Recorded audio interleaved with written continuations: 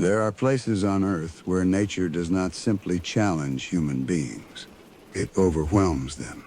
Places where towering mountains rise thousands of feet above ancient evergreen forests, where glaciers silently carve valleys that have remained untouched for centuries, and where rivers fed by melting ice race toward the sea with enough force to sweep away anything in their path. Alaska is one of those places.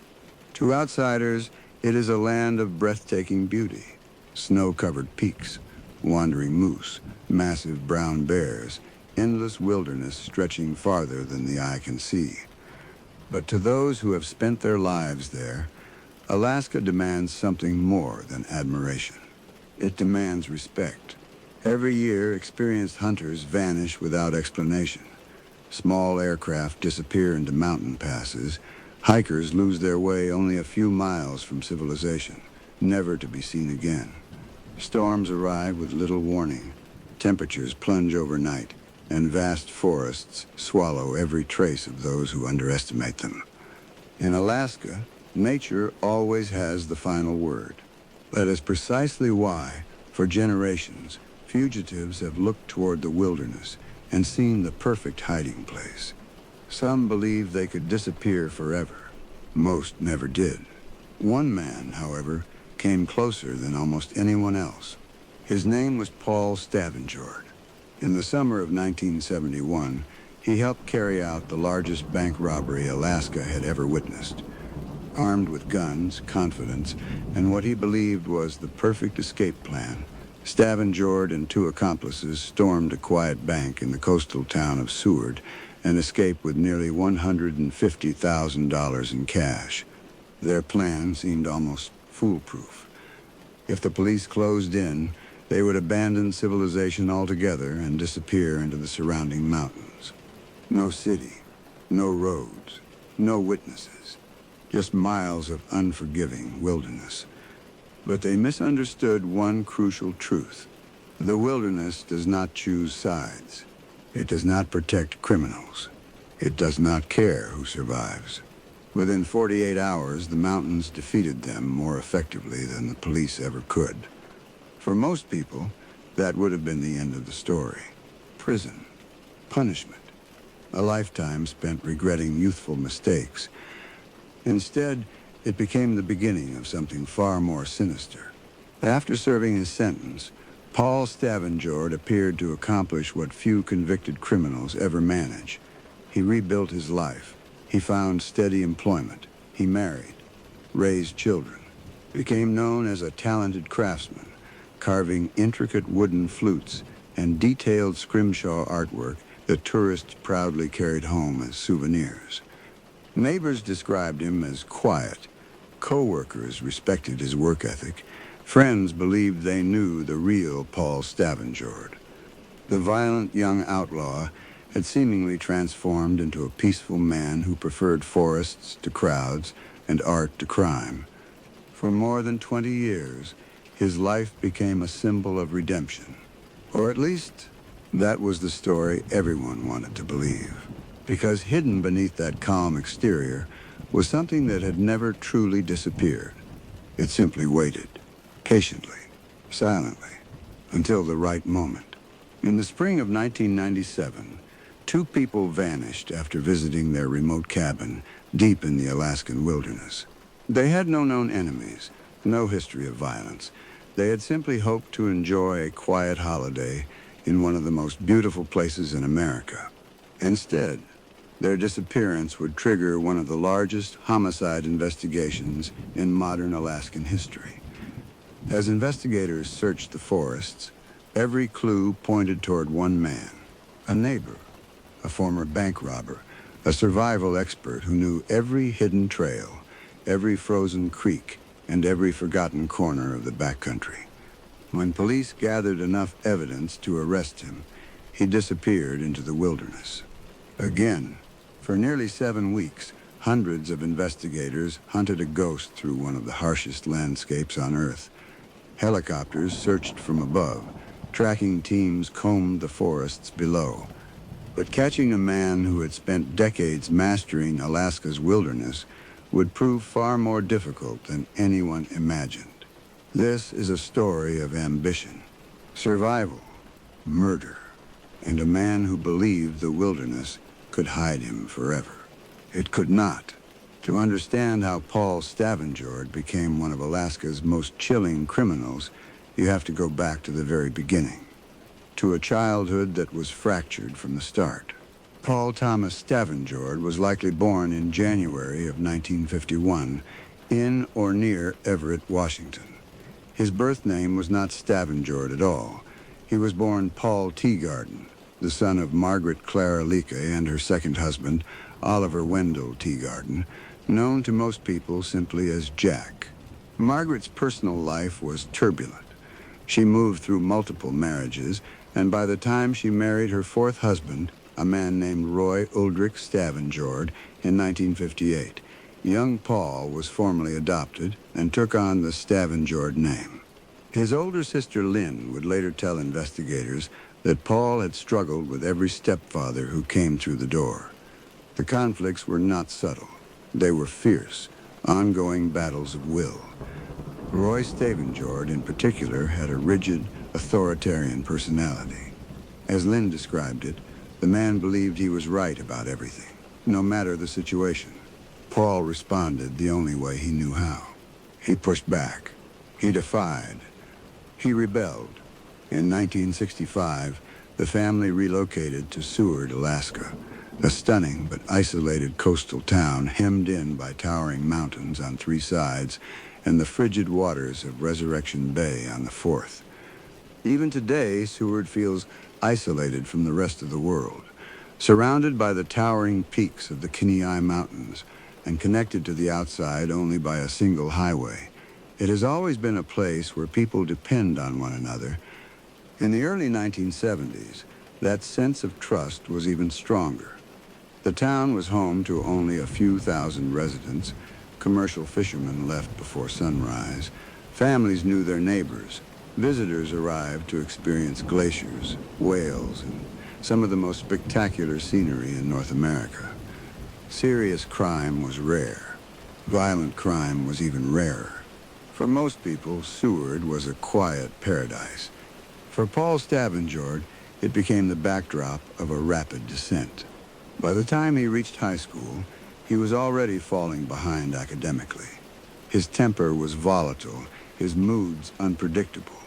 His mother would later testify in court that her son was belligerent, prone to long stretches of brooding withdrawal. He would sit in his room for hours, head in his hands, staring at nothing, as if trapped inside his own thoughts. Then came the incident that ended his education entirely. Paul was expelled from school after directing a racial slur at a teacher. He never went back to a classroom again. What followed was a staggering cascade of trouble. Over the next 2 years alone, Paul Stavenjord was arrested 5 separate times. He broke into cabins. He stole a skiff. He stole a car. He broke into his girlfriend's house and took a firearm. While serving time at a juvenile facility in Anchorage, he escaped, stole yet another vehicle, and led police on a high-speed chase through city streets before being recaptured. After his release, he robbed a downtown liquor store at gunpoint, walking away with $190 and walking straight into a 3-year sentence in confinement. By the age of 20, Paul Stavenjord had already built a criminal record that most career offenders would not accumulate in a lifetime, and he was about to add the most spectacular entry yet. On the afternoon of August 4th, 1971, a steady rain was falling over Seward. The clouds hung low over Resurrection Bay, wrapping the mountains in gray. It was a quiet Wednesday in a town that had exactly one bank, the Seward branch of the First National Bank of Anchorage, located in a downtown building known locally as the Bank Block, sitting directly beneath the imposing slopes of Mount Marathon. The First National Bank had just begun another ordinary business day. Employees unlocked the doors. Customers trickled inside. Cashiers greeted familiar faces. Nothing seemed unusual. Outside, however, Three men were preparing to commit a crime unlike anything Alaska had ever experienced. Three young men from Anchorage had been watching that bank. Paul Stavenjord was 20 years old. Robert Garner Jett was 23. Randall Morris Simmons was just 19. Together, they had hatched a plan they believed was foolproof. The target was small enough to seem vulnerable. The amount of cash inside was substantial, and if everything went according to plan, they could disappear into the wilderness long before police organized an effective response. It sounded simple, almost too simple. Shortly after the bank opened, the three men walked through the front doors carrying loaded firearms. One gripped a shotgun. Another carried a .380 caliber Browning automatic pistol. The third watched the entrance, ensuring nobody attempted to intervene. Within seconds, the atmosphere changed completely. Conversations stopped. Employees froze behind their counters. Customers instinctively raised their hands. No one screamed. No one resisted. The robbers had complete control. Stavenjord barked orders while another man forced employees to open access to the vault. Every second mattered. The longer they remained inside, the greater the chance someone would trigger a silent alarm or police would arrive unexpectedly. The robbers moved quickly. Bundles of cash disappeared into a heavy rubberized bag. Drawers were emptied. Vault shelves were stripped of nearly every stack of currency they could carry. In less than 5 minutes, they had emptied the teller's cages and cracked the vault. When they finally rushed back outside, they had stolen approximately $140,000 in cash. Adjusted for modern value, that would be roughly equivalent to $1 million. It was the largest bank robbery in the history of the state of Alaska. They had weapons. They had a getaway vehicle. They even had a diversionary plan involving dynamite. On paper, it looked professional. In reality, they had overlooked the single most important detail of any robbery: the escape route, because Seward was effectively a trap. The Seward Highway was the only road out of town. There was no secondary route, no hidden back road, no alternate path. The small boat harbor was easily monitored. The airport served only small charter aircraft. The railroad station could be staked out by a single officer. Every exit point in the entire town could be covered by a handful of law enforcement personnel. And that is exactly what happened. For a brief moment, everything appeared to be working exactly as planned. The robbers climbed into their waiting getaway car and accelerated away from the bank before anyone could stop them. But perfect plans rarely survive reality. Witnesses had reacted faster than expected. Descriptions of both the suspects and their vehicle were already being broadcast over police radios throughout Seward. Police sirens erupted within minutes. Officers established roadblocks on the highway almost immediately. Officers from every available unit joined the search. The chase began almost instantly. Seward's streets had never witnessed anything like it. Police cruisers raced through intersections with lights flashing and sirens echoing against the surrounding mountains. Residents stepped outside their homes, confused by the sudden commotion. Store owners watched as squad cars sped past at dangerous speeds. The three robbers, now panicking, led officers on a frantic 60-mile-per-hour chase through the narrow streets of Seward. But every mile worked against them. Unlike criminals fleeing through major cities with endless streets and highways, Seward offered very few escape routes. The geography itself was a trap. Mountains surrounded the town on one side, the ocean blocked the other. There was only one main road leading out. Police understood that. So did Paul Stavenjord. As the chase continued, he realized something terrifying. Even if they escaped the officers behind them, more would be waiting ahead. Inside the getaway car, the robbers argued over what to do next. Turn around? Keep driving? Open fire? None of the options offered much hope. Then someone proposed the only remaining possibility: abandon the vehicle, disappear into the mountains. To outsiders, the decision seemed insane. But to Stavenjord, Alaska's wilderness represented freedom. The forests stretched for hundreds of miles. The mountains were nearly impossible to search thoroughly. If they could simply survive long enough, authorities would eventually give up. At least, that was what they believed. Near the base of Mount Marathon, the getaway car suddenly came to a stop. The doors flew open. The three men grabbed weapons, supplies, and the heavy rubberized bags stuffed with stolen cash before sprinting toward the tree line. Officers watched helplessly as the fugitives disappeared into dense vegetation. For a few moments, it looked as though they had actually escaped. But experienced Alaskans understood something the robbers had failed to appreciate. The wilderness beyond those trees was not merely empty land. It was one of the harshest environments in North America. And the police were not celebrating. They knew the search had only begun. But many quietly believed the mountains would accomplish what patrol cars could not. The robbers thought they had escaped into freedom. In reality, they had just walked into a prison built by nature itself. The moment the three fugitives disappeared beneath the towering spruce trees, the world around them changed. The sounds of police sirens faded behind them, replaced by the relentless noise of rushing streams, wind pushing through evergreen branches, and the distant cries of ravens circling high above the mountains. For a few brief minutes, Paul Stavenjord believed they had done it. They had escaped. No more roads, no more police cars, no more witnesses, just wilderness.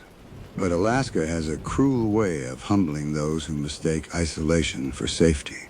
The Kenai Mountains do not forgive mistakes. Mount Marathon rises sharply above Seward, forming part of the rugged Kenai mountain range. The terrain is some of the most punishing landscape in North America. The slopes are brutally steep. Thick walls of alderbrush grow so densely that hikers often have to crawl through them on hands and knees. Beneath the vegetation lie loose rocks, hidden holes, fallen trees, and icy streams fed by glaciers high above. Steep ravines cut through the earth like open wounds. Temperatures plunge without warning, and the rain in August can be relentless, bone-soaking and hypothermia-inducing even for experienced mountaineers. Every step demands energy. Every mistake carries consequences. For three exhausted criminals who had not packed food, water, proper clothing, or any survival gear whatsoever, the mountain became a slow-motion catastrophe.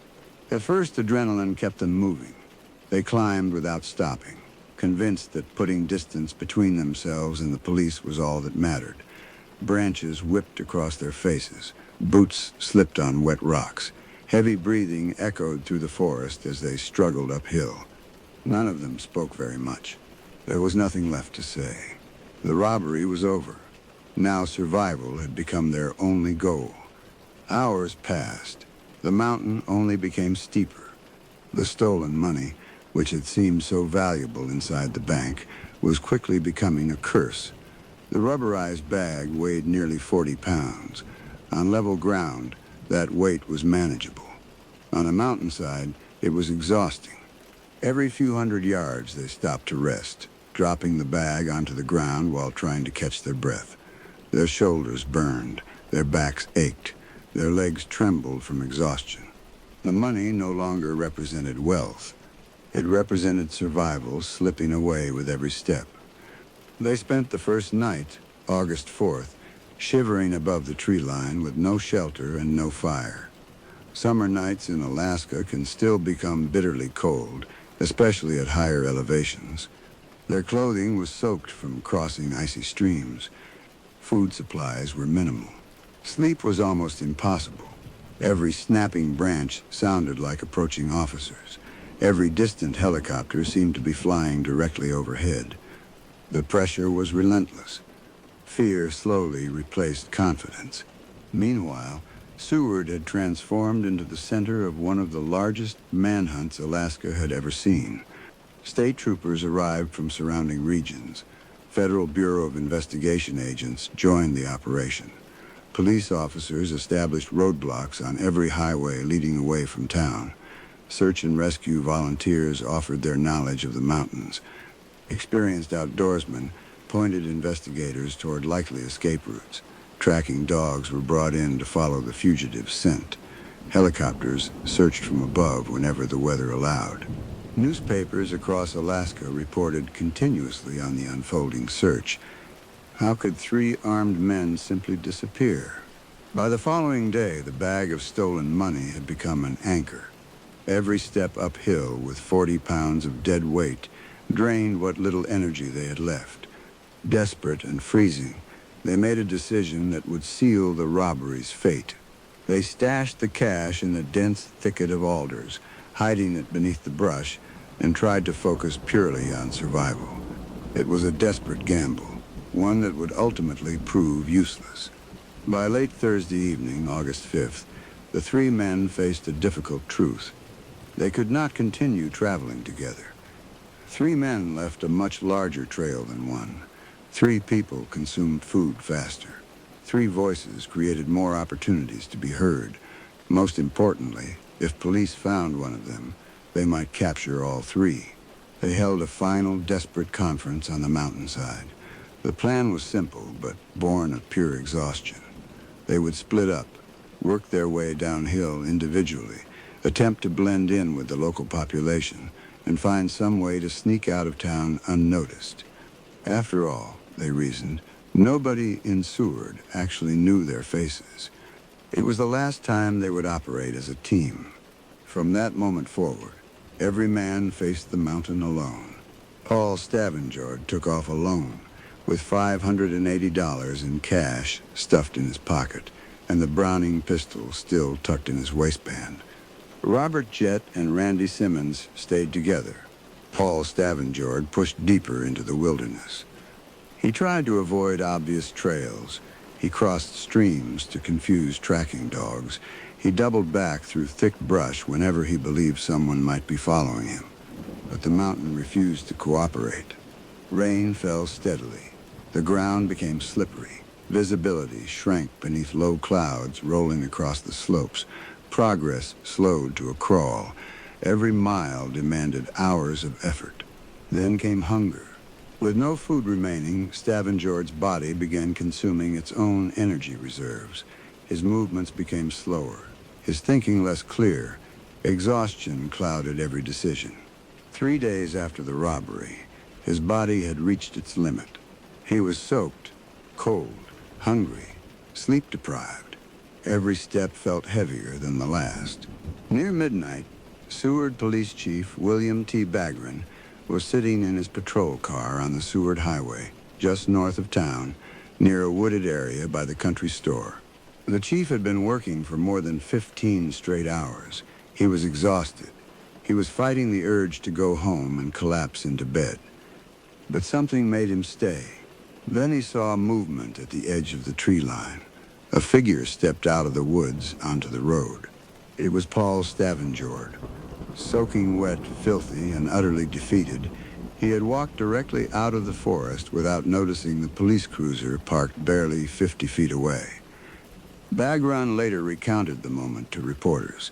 He turned on his spotlight, and there Stavenjord stood, motionless in the rain and the gloom, with nowhere left to run. For several long seconds, neither man moved. Stavenjord understood instantly that there would be no escape. He could run, but he had nowhere left to go. The wilderness had taken everything from him. His strength, his confidence, his dream of freedom. The chief called him over, and Stavenjord came without resistance. He denied any knowledge of the robbery, but a quick search revealed the pistol, the cash, an ammunition belt, and a large blade. Without resistance, he surrendered. With Stavenjord identified, authorities pulled his criminal record and quickly compiled a list of known associates. That list led them directly to Robert Jett and Randy Simmons.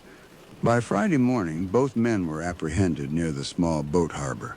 Some reports said they were trying to blend in with passers-by. Others claimed they were caught sitting in a Seward diner, eating bowls of chili, as if nothing had happened. By noon on Friday, all three robbers were behind bars. The largest bank robbery in Alaska's history had ended. Not with a dramatic shootout, not with millions of dollars crossing the border, but with three exhausted fugitives defeated by the very wilderness they believed would protect them. The stolen money was eventually recovered from the alder thicket on the mountainside. Almost a year later, facing overwhelming evidence, all three men accepted the same plea deal. They pleaded guilty to the federal charge of armed bank robbery in exchange for dropped weapons charges. Stavenjord was sentenced to 6 years in federal prison and was shipped to the United States Penitentiary in Lompoc, California. For Paul Stavenjord, the story should have ended there. He accepted a plea agreement. He was sentenced to prison. Most people assumed his name would slowly disappear from public memory. But while his accomplices continued spiraling into lives of crime and incarceration, Paul Stavenjord made a promise. He told anyone who would listen that he was going to change. He was going to become a different man. And for more than 2 decades, every single person who knew him believed that promise. When Paul Stavenjord walked out of Lompoc Federal Prison in March of 1975, he appeared to be a man reborn. He carried little more than a small duffel bag and the reputation of a failed bank robber. Most people expected him to disappear into obscurity. Others expected him to return to crime. Almost no one expected him to spend the next 2 decades building a life that looked, from every angle, like a remarkable success story. If someone had met him in the years that followed without knowing his past, they would have seen nothing extraordinary. He was not loud. He did not seek attention. He rarely spoke about himself. He appeared to be just another Alaskan who preferred solitude over cities and forests over crowded neighborhoods. It was a transformation so convincing that many people would later struggle to believe the same man had once pointed a shotgun at bank employees. Life in Alaska has always offered something unique to people with troubled pasts. The state is enormous, larger than Texas, California, and Montana combined. Much of it remains untouched by roads or modern development. Entire communities are separated by mountains, rivers, or hundreds of miles of wilderness. In places like these, people are often judged less by who they were and more by whether they can survive. Stavenjord seemed determined to prove that he could. He returned to Alaska and immediately took honest work with the Alaska Railroad, a job that demanded physical endurance, discipline, and reliability. The railroad stretches through some of the most unforgiving landscapes in North America, crossing mountains, rivers, frozen valleys, and dense forests. Keeping it operational required workers willing to spend long days outdoors in every imaginable kind of weather. It was not glamorous work, but it was honest. Co-workers later described him as dependable and hardworking. He arrived on time, completed difficult assignments without complaint, rarely argued, rarely drew attention. He did it faithfully for at least 15 years. For years, there was nothing about his behavior that suggested he posed a threat to anyone. In 1975, shortly after his release, he met a waitress named Peggy Hoggerty. They married the following year, and together they built a dry cabin near a tiny off-road community called Chulitna, deep in the interior of the Matanuska-Susitna borough. The cabin had no electricity, no running water, no central heating. It was completely cut off from the modern world, accessible only by foot or by off-road vehicle along the railroad tracks. Everything depended on self-reliance. Firewood had to be cut months before winter. Water had to be carried by hand. Food had to be stored carefully to survive months of freezing temperatures. To many people, the isolation would have been unbearable. To Paul Stavenjord, it felt like freedom. The wilderness that had once nearly killed him after the bank robbery had somehow become the place where he felt most at home. And then something unexpected happened. The former bank robber, the juvenile delinquent, the liquor store holdup man, discovered he had an artistic soul. Over time, another side of his personality began to emerge. He was remarkably talented with his hands. Using little more than simple tools and extraordinary patience, he carved delicate wooden flutes from carefully selected pieces of timber. Each instrument required days, sometimes weeks of work. The wood had to dry naturally. The finger holes had to be positioned with precision. The sound had to be tuned by hand until every note rang clearly. He composed his own music. People who heard him play often described the music as hauntingly beautiful. It echoed through the surrounding forests with a quiet melancholy that seemed perfectly suited to the Alaskan wilderness. His artistic interests did not stop there. Stavenjord also became skilled in scrimshaw, a traditional art form dating back to the era of Arctic whalers. Artists create scrimshaw by engraving intricate designs onto bone, ivory, or antler before filling the tiny cuts with ink to reveal detailed images. It is painstaking work. One mistake can ruin weeks of effort. Stavenjord excelled at it. He engraved eagles soaring over mountains, moose standing beside frozen lakes, salmon swimming upstream, scenes of wolves beneath the northern lights. He cast small pewter animals and buttons. His craft work was good enough to sell in souvenir shops and at the famous Fur Rendezvous Festival in Anchorage. Tourists purchased them as authentic Alaskan artwork, never realizing they had been crafted by a man once responsible for the state's largest bank robbery. Ironically, his greatest talent may have been patience, the same patience required to carve thousands of tiny lines into bone had replaced the reckless impulsiveness of his youth, or so it seemed. During these years, he also built a family. He married, raised children, a son and a daughter, attended school events, spent weekends fishing, taught his children practical survival skills, how to build fires safely, identify animal tracks, and respect the wilderness. To those closest to him, he appeared to be exactly the kind of father Alaska seemed to produce, capable, resourceful, and deeply connected to nature.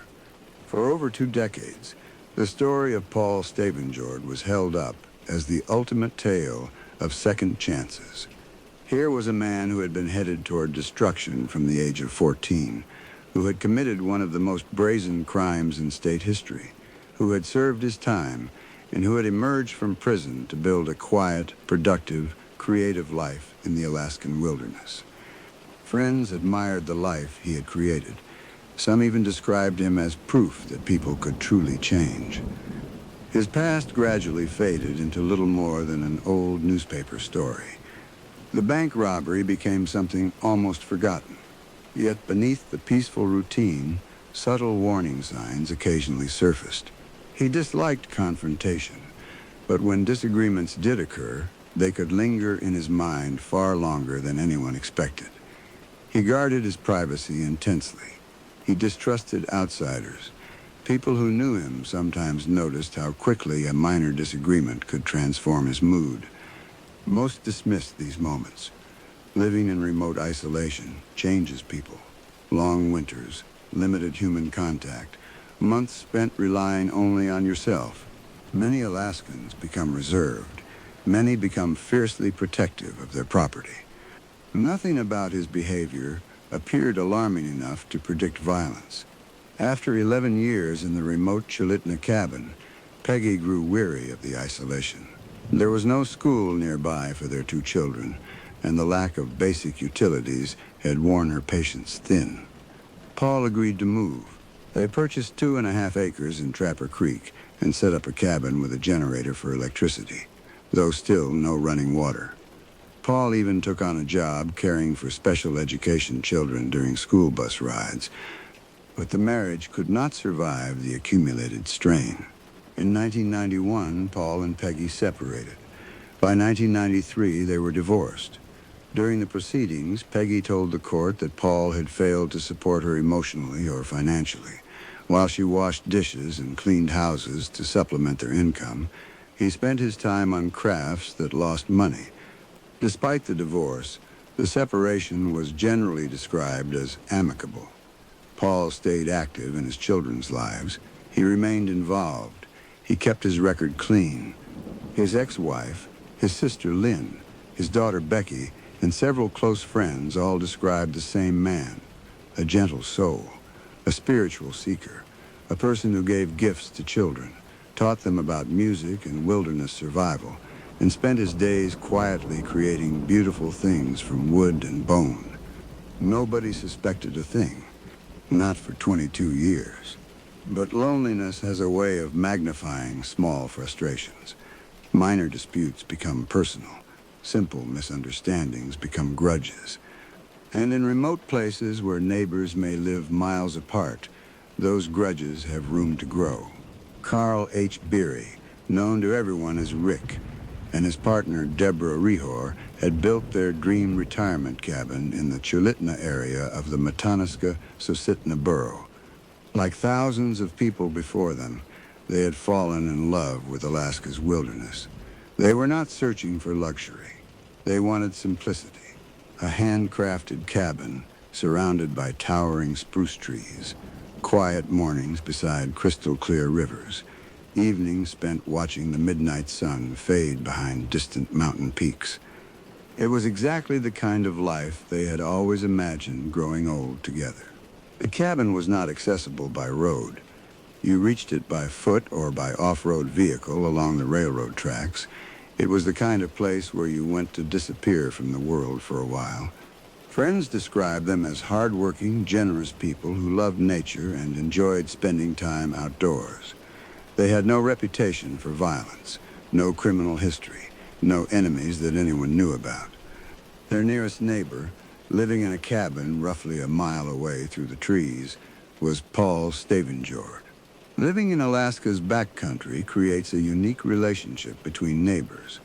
Unlike suburban communities where homes stand only a few yards apart, cabins in remote Alaska may be separated by miles of forest. Yet those few neighbors often depend on one another more than city residents ever do. If your vehicle breaks down during winter, a neighbor might save your life. If a wildfire approaches, neighbors warn each other. If someone becomes stranded in deep snow, the nearest cabin could be the only source of help for hours. Trust is not simply appreciated. It is essential. At first, the arrangement should have been unremarkable.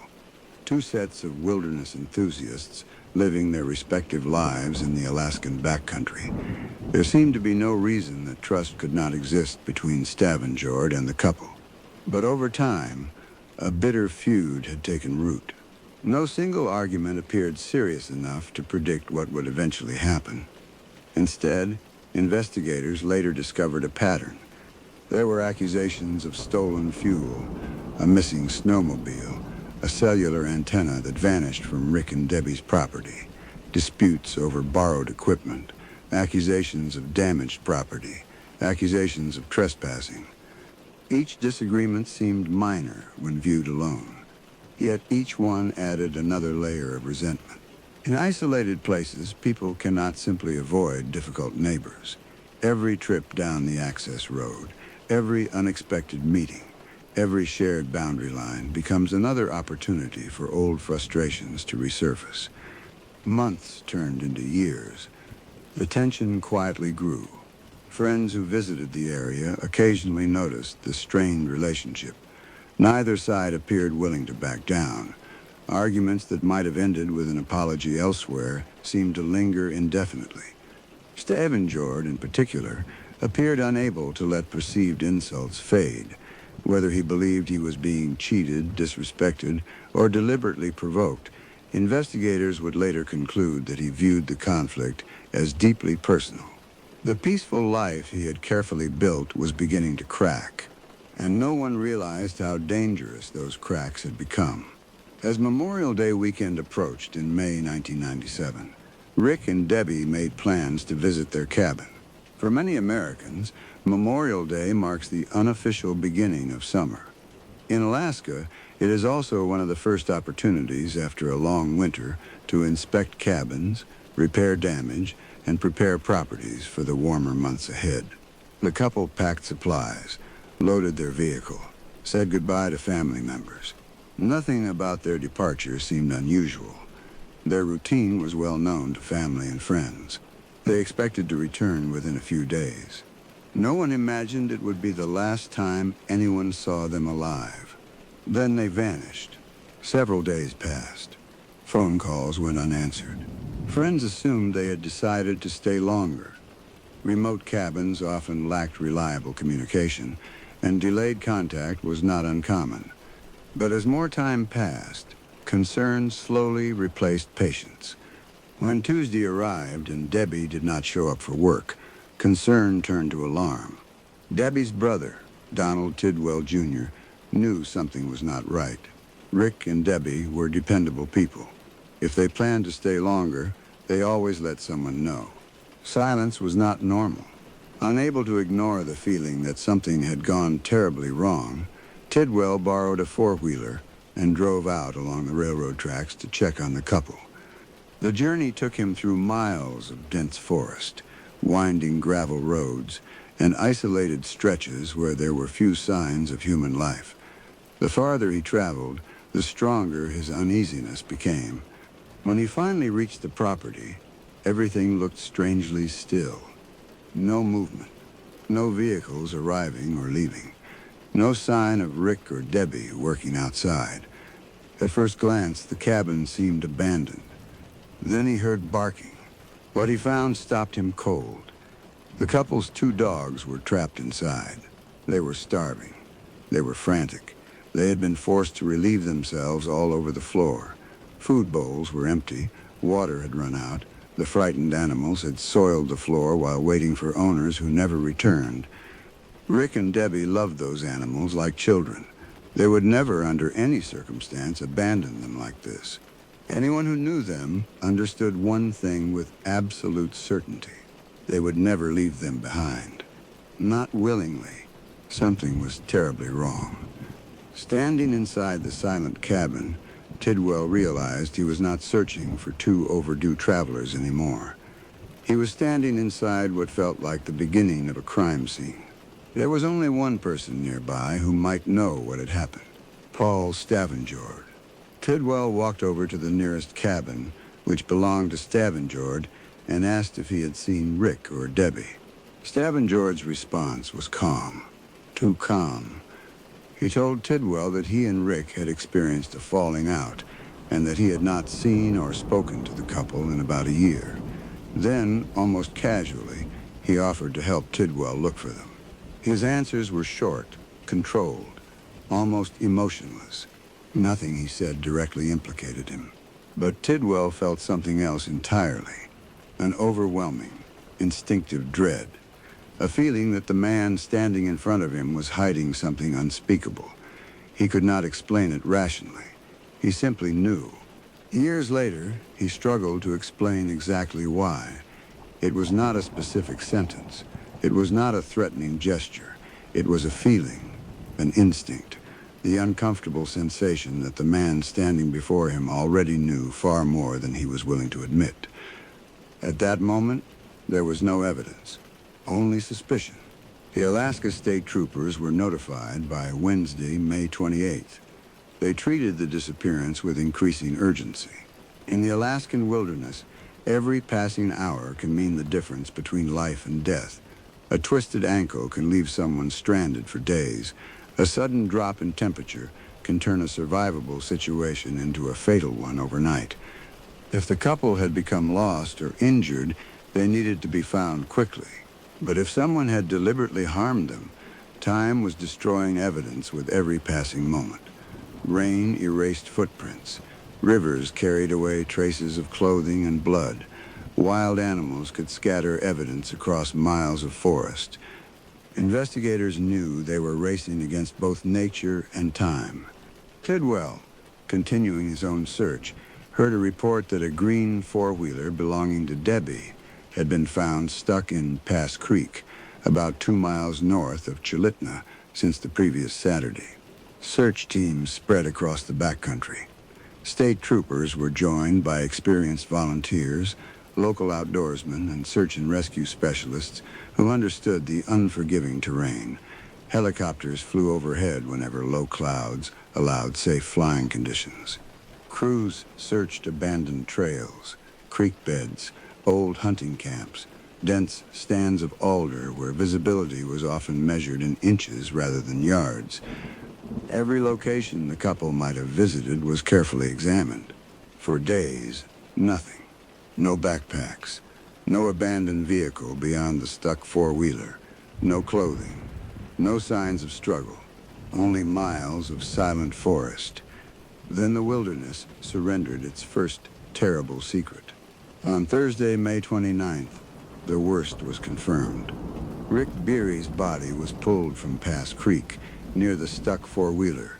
The position of the body immediately suggested something was terribly wrong. This was not the kind of place someone accidentally wandered before collapsing.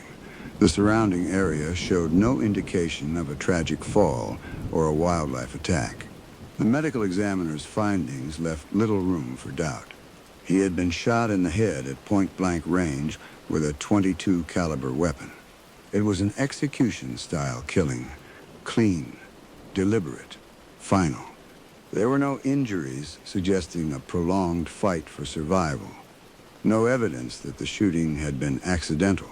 Someone had deliberately ended his life.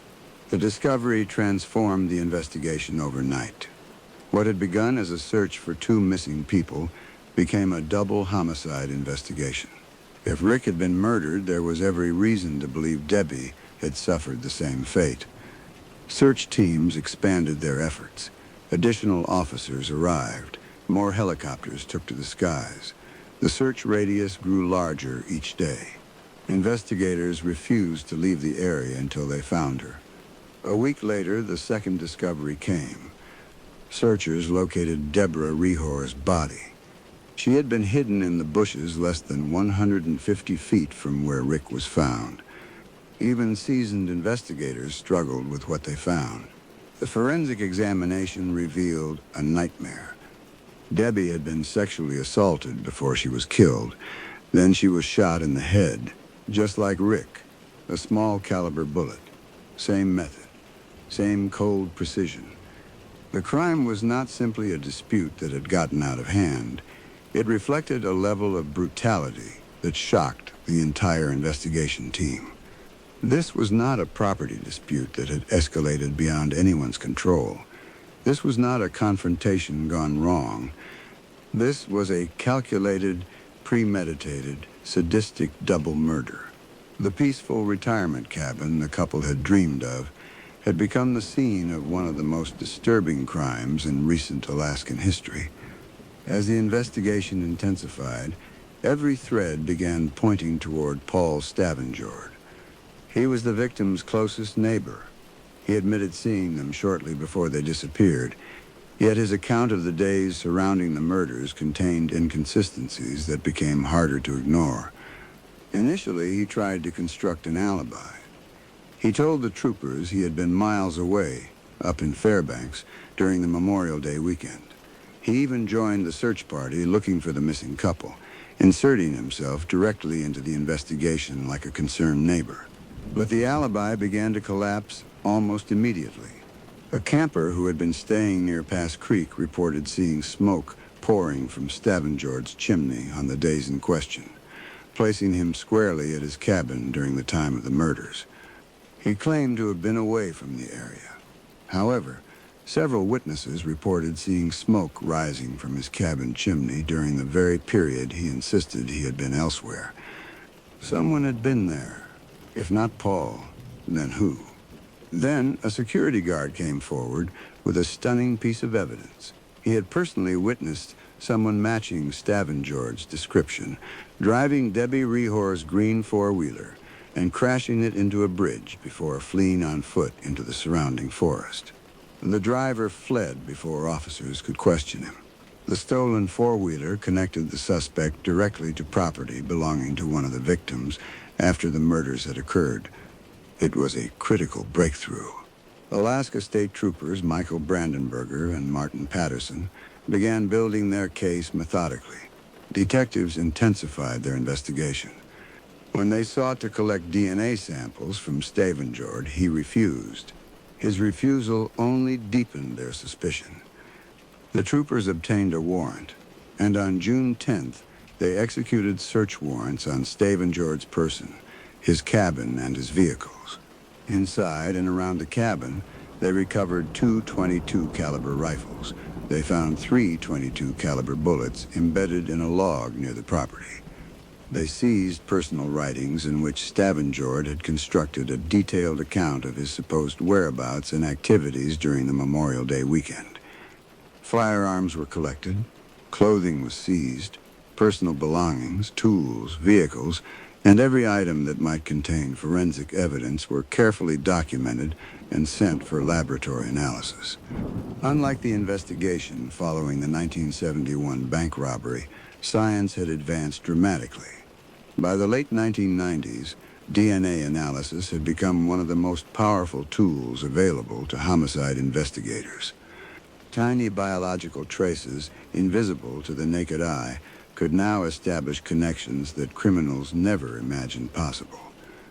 Investigators collected biological evidence recovered from Debbie's body. They also obtained a DNA sample from Paul Stavenjord. Then they waited. Laboratory testing takes time. For detectives, those days felt endless. If the DNA failed to identify a suspect, the investigation could become vastly more difficult. If it matched, the case would change forever.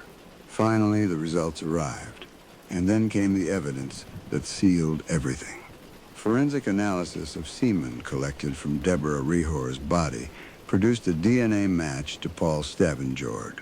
The evidence was objective, scientific, irrefutable, difficult to explain away. Combined with witness testimony, the stolen four-wheeler, and the growing list of inconsistencies in his statements, detectives believed they finally had enough evidence to charge him with both murders. On June 13th, the district court issued an arrest warrant. Stavenjord was formally named as the suspect in the double murder. Officers prepared to take him into custody. But by the time the warrant was signed, Paul Stavenjord had already done exactly what he had been trained his entire life to do. He ran. When word went out that Paul Stavenjord had disappeared into the Alaskan wilderness, authorities knew immediately that this was not going to be an ordinary manhunt. This was not the panicked 20-year-old who had stumbled out of the rain in 1971, too cold and hungry to keep running. This was a 46-year-old man who had spent more than 2 decades living off the land in one of the most remote regions in North America. He knew the terrain. He knew how to survive in freezing temperatures.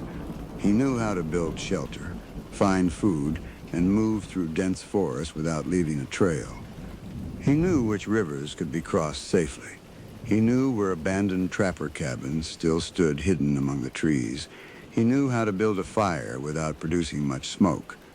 He knew which berries were edible, where fish gathered during the summer, and how to survive for weeks with little more than a rifle and basic supplies. Unlike the frightened young man who had fled the bank robbery in 1971, this was now an experienced survivalist, and that made him extremely dangerous. By the time Alaska State troopers arrived with the arrest warrant, Stavenjord had already disappeared. His cabin was quiet. The wood stove had gone cold. The tools he normally kept outside were exactly where they belonged. Nothing inside suggested a frantic escape. Instead, investigators saw something even more unsettling. The cabin looked as though its owner had calmly packed what he needed, closed the door behind him, and walked away knowing he would not return anytime soon. It was a calculated disappearance, not a desperate one. For most fugitives, fleeing into Alaska's wilderness would have been a death sentence. For Paul Stavenjord, it was almost a homecoming. Within hours, one of the largest manhunts in recent Alaskan history was underway. State troopers coordinated with the FBI, local police departments, wildlife officers, search and rescue teams, and experienced bush pilots familiar with the rugged terrain. Helicopters swept across valleys and mountain ridges whenever weather conditions allowed. Fixed-wing aircraft searched river systems stretching for miles. Ground teams slowly pushed through forests, so dense that visibility often dropped to less than 20 feet. Every abandoned hunting cabin was inspected. Every reported campfire investigated. Every possible sighting followed. The search covered hundreds of square miles. Yet finding one experienced woodsman inside Alaska was like searching for a single grain of sand on an endless beach. The wilderness offered Stavenjord countless places to hide. Towering spruce forests blocked aerial views. Glacial rivers erased footprints within minutes. Rain softened the ground, making fresh tracks almost impossible to follow. Wildlife trails twisted through valleys where no official maps existed. Over 50 stories ran on television, more than a dozen newspaper articles, many of them front-page headlines, documented the hunt. The manhunt consumed the entire Matanuska-Susitna region. News of the manhunt spread rapidly. Television stations interrupted regular programming with updates. Radio broadcasters warned hunters and campers to remain alert. Newspapers printed photographs of Stavenjord beside headlines, describing him as armed, experienced, and extremely familiar with the wilderness. Many Alaskans recognized his face. Some remembered the infamous bank robbery decades earlier. Others remembered buying one of his handmade flutes or admiring his artwork in local gift shops. The contrast was almost impossible to comprehend. How could the same man who patiently carved delicate musical instruments now be the subject of a statewide murder investigation? It was a question that haunted everyone following the case. Meanwhile, the community that had known Stavenjord for decades was in shock. His ex-wife Peggy, his sister Lynn, his daughter Becky, and a circle of loyal friends struggled to reconcile the peaceful artist they loved with the man now accused of a savage double murder. They spoke publicly about his gentleness, his spirituality, his devotion to children and music. They could not believe it. They did not want to believe it. Days turned into weeks. Search teams continued pushing deeper into remote valleys. Occasionally, someone reported seeing a lone man walking along a riverbank. A hunter claimed fresh footprints had appeared outside an abandoned cabin. Another witness believed someone had stolen food from a remote campsite. Every report triggered another search. Most led nowhere. Some investigators began to wonder whether Stavenjord had already escaped the region altogether. Others believed he was still hiding nearby, carefully watching every movement while remaining invisible himself. No one knew for certain. Life as a fugitive, however, was taking its toll. Even the most experienced survival expert cannot escape exhaustion forever. Food became increasingly difficult to obtain. Every fire risked producing smoke that could reveal his location. Every trip towards civilization increased the possibility of being recognized. Sleep came only in short intervals. Every snapping branch sounded like approaching officers. Every distant aircraft forced him to seek thicker cover. The wilderness that had once offered freedom had become another prison. Only this prison had no walls. Meanwhile, prosecutors continued strengthening their case. Forensic experts completed additional laboratory testing. Detectives interviewed witnesses again and again, carefully comparing every statement. Timeline analysts reconstructed nearly every hour surrounding the murders. Ballistics experts examined firearms. DNA specialists reviewed laboratory procedures to ensure every scientific conclusion would withstand intense scrutiny in court. By the middle of the summer, prosecutors believed they possessed overwhelming evidence. They no longer needed a confession. They simply needed the defendant. But the wilderness has a way of wearing down even the most determined fugitive. As the 7th week of the search approached, Stavenjord understood a painful reality. He had escaped police once before. He had survived Alaska's mountains, but this time, the evidence waiting for him could not be outrun. DNA. witness testimony, the stolen four-wheeler, his own inconsistent statements. Even if he remained hidden for months or years, the case against him would only continue growing stronger. The wilderness could delay justice. It could not erase it. After nearly 50 days on the run, Stavenjord finally accepted that he could not outrun the law forever. On July 13, 1997, he contacted his attorney by telephone and arranged to surrender voluntarily. Arrangements were quietly made between the defense and law enforcement to ensure the arrest would occur peacefully. There would be no dramatic gun battle, no final chase through the forest, no desperate last stand. After nearly 7 weeks as one of Alaska's most wanted fugitives, Paul Stavenjord walked out of the wilderness one final time. The ghost had finally emerged from the trees. The manhunt was over. But the most extraordinary chapter of the story had yet to unfold. Inside the courtroom, Stavenjord's defense would present a version of events so unusual that it would leave jurors and much of Alaska completely stunned.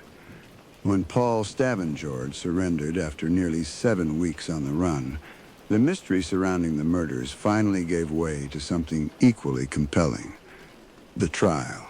For investigators, the arrest marked the end of a long manhunt. For prosecutors, it was only the beginning. Now they faced a different challenge. They had to convince 12 jurors, beyond any reasonable doubt, that the quiet woodsman sitting calmly in the courtroom was the same man responsible for the brutal deaths of Rick Beery and Deborah Rehor. It would become one of the most closely watched murder trials in Alaska during the late 1990s. Because of the intense media coverage, the trial was moved to Palmer, in the heart of the Matanuska-Susitna borough. Jury selection alone lasted 10 grueling court days, producing more than 2,000 pages of transcript. Out of 184 potential jurors questioned, many had to be dismissed because the case had been so widely publicized. By the time proceedings began, public opinion had already started to shift. For decades, Paul Stavenjord had been known as the former bank robber who had rebuilt his life. Newspapers had once portrayed him as proof that rehabilitation was possible. He had become an artist, a railroad worker, a father, a respected outdoorsman. Now, every one of those accomplishments was being examined through an entirely different lens. Had he truly changed? Or had he simply become better at hiding who he really was? That question lingered over every day of the trial.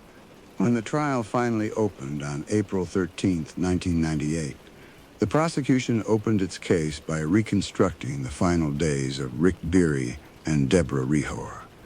Witnesses described the couple's plans for Memorial Day weekend.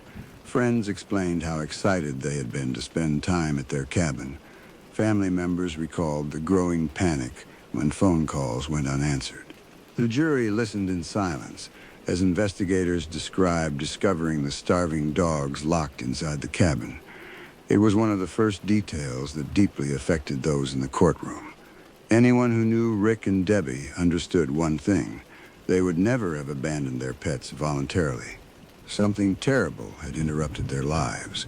Next came the forensic evidence. Crime scene investigators carefully explained where both bodies had been found. Medical examiners described the fatal gunshot wounds. Ballistics experts testified about the firearms examined during the investigation.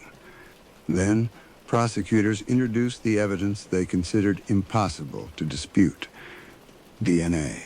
Laboratory experts explained how biological evidence recovered during the investigation matched the DNA sample taken from Paul Stavenjord.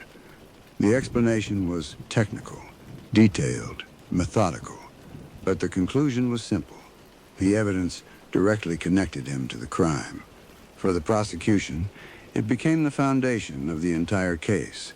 Witnesses then described seeing Stavenjord near the victim's property during the period in which he claimed to have been elsewhere. Others testified about smoke rising from his cabin chimney, while he insisted he had been miles away. Another witness recounted seeing Debbie Rehor's stolen four-wheeler being driven before it crashed into a bridge. and was abandoned.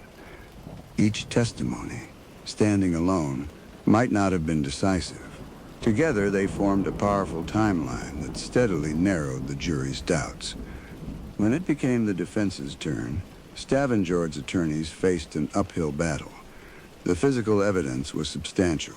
The forensic evidence was persuasive. His disappearance after the murders suggested consciousness of guilt. Instead of denying every accusation outright, the defense presented a story so bizarre that it bordered on surreal. According to Stavenjord, the encounter had begun with consensual intimacy between himself and Deborah Rehor. He claimed that Rick Beery had stumbled upon them, flown into a rage, and opened fire. In Stavenjord's version, Debbie was accidentally shot by her own partner during the ensuing gunfight, and Stavenjord had merely shot Rick in self-defense. It was a grotesque fiction, and it contradicted the physical evidence at every turn. Both victims had been shot in the head at close range with a small caliber weapon. The forensic evidence showed a calculated, methodical execution, not a chaotic gunfight between startled lovers.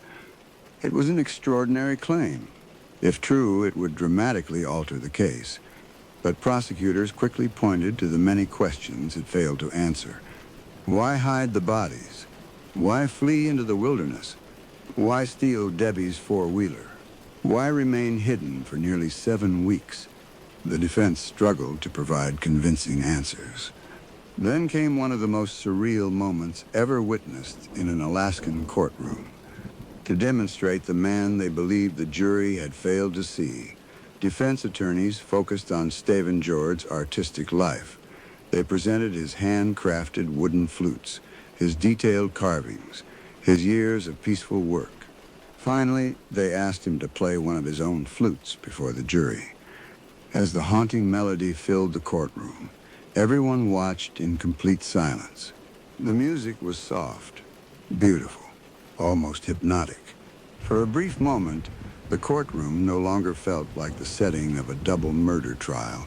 It felt like a quiet cabin deep in the Alaskan wilderness. The defense hoped the performance would remind the jury that Paul Stavenjord was more than a former criminal.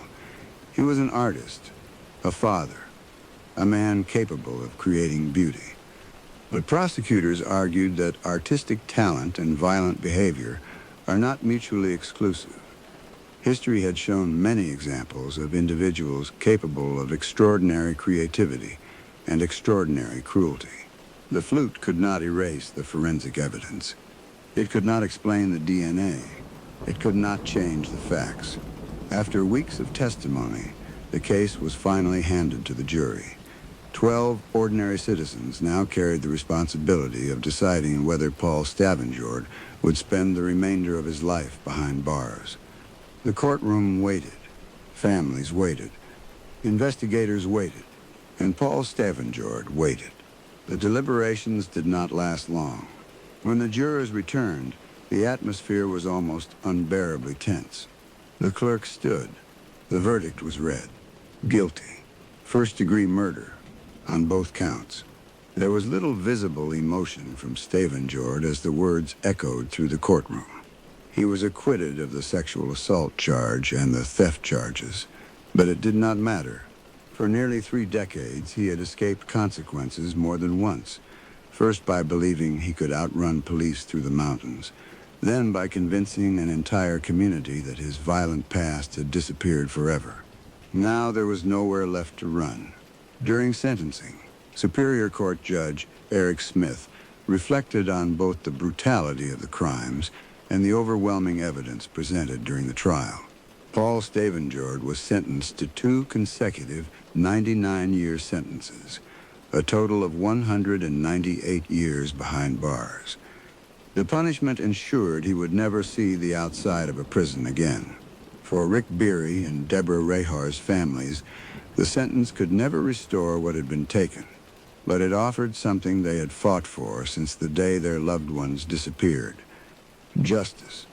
The story of Paul Stavenjord does not exist in isolation.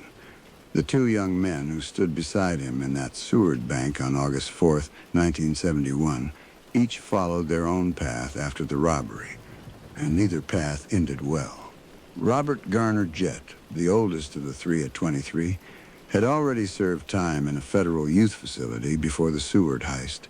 His 6-year sentence for the bank robbery was completed in about 4 years.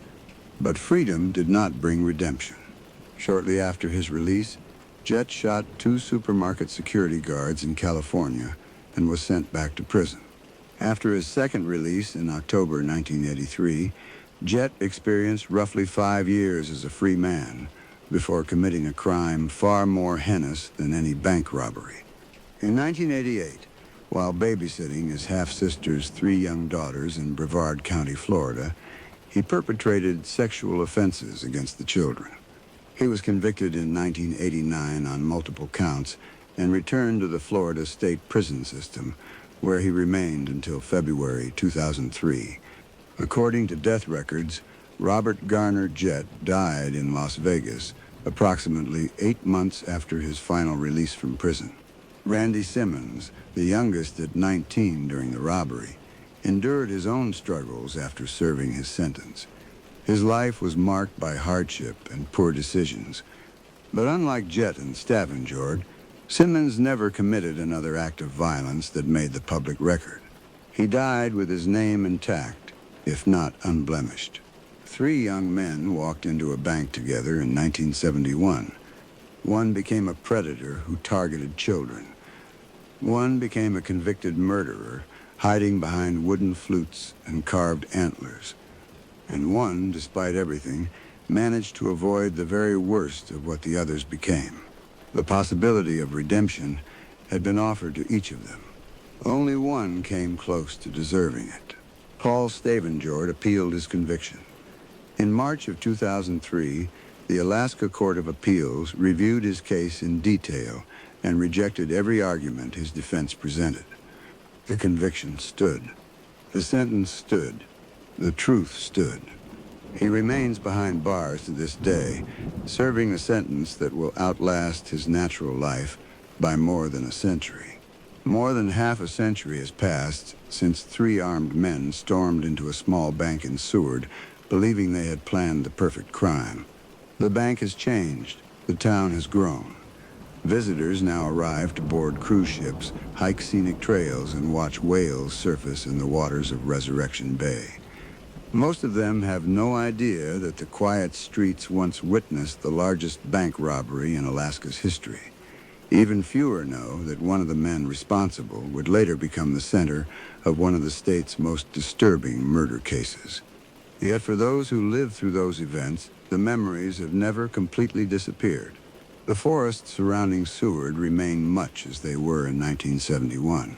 Towering spruce trees still blanket the mountainsides. Cold rivers continue carving their way through narrow valleys. Bears roam the same wilderness that once hid desperate fugitives. The landscape feels timeless, peaceful, almost untouched. But beneath that beauty lies a history few visitors ever see. The story of Paul Stavenjord is not simply a story about crime and punishment. It is a story about the terrifying capacity of human beings to wear masks. For 22 years, an entire community looked at this man and saw an artist, a father, a reformed soul, a living testament to the power of second chances. But beneath that carefully constructed exterior, something else had been waiting the entire time. Something patient, something calculating, something that emerged on a quiet Memorial Day weekend in the Alaskan backcountry and destroyed 2 innocent lives without hesitation and without mercy. Perhaps the most unsettling part of this story is not the robbery or even the murders. It is the years in between, because evil rarely announces itself. It rarely looks the way we expect. Sometimes it wears work boots instead of masks. Sometimes it smiles politely. Sometimes it spends years convincing the world it no longer exists. The murders of Rick Beery and Deborah Rehor shattered more than 2 lives. They shattered an illusion. Neighbors questioned how well they truly knew one another. Communities were reminded that appearances, even those maintained for decades, can be dangerously misleading. Investigators later reflected that the case demonstrated something deeply unsettling. People often search for monsters in strangers. Sometimes they are living quietly next door. Rick Beery and Deborah Rehor went to their cabin that weekend seeking peace. They found the worst kind of evil instead, wearing the face of a neighbor they thought they knew. Paul Stavenjord believed twice in his life that Alaska's vast wilderness could become his greatest ally. The first time, he fled into the mountains carrying bags filled with stolen money. The second time, he disappeared into those same forests, carrying the weight of 2 murders. Both times, he trusted the same idea, that the land was simply too large, too remote, too unforgiving for anyone to find him. He misunderstood the wilderness. It never promised protection. It only offered time. Time to hide. Time to think. Time to delay the inevitable. Eventually, both of his journeys out of the forest ended exactly the same way. Not with freedom, but with handcuffs. The Alaskan wilderness can swallow a person whole. It can hide footprints, muffle screams, and bury evidence beneath layers of brush and ice. But it cannot protect a guilty conscience, and it cannot keep the truth buried forever. Because mountains can hide footprints. Forests can hide bodies. Time can hide memories. But sooner or later, justice catches up with those who believe they can outrun it. And in the end, Paul Stavenjord learned the lesson he had spent a lifetime trying to escape. You can disappear into the wilderness. You cannot disappear from the truth.